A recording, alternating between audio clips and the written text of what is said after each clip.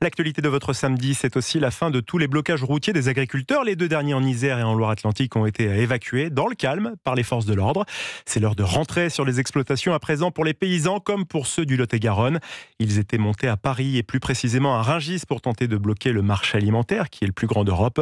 Alexis Bourdon, notre correspondant européen dans le sud-ouest, a pu assister à leur arrivée à Bergerac. C'est dans une ambiance digne de rockstar que les agriculteurs ont été accueillis par leurs proches.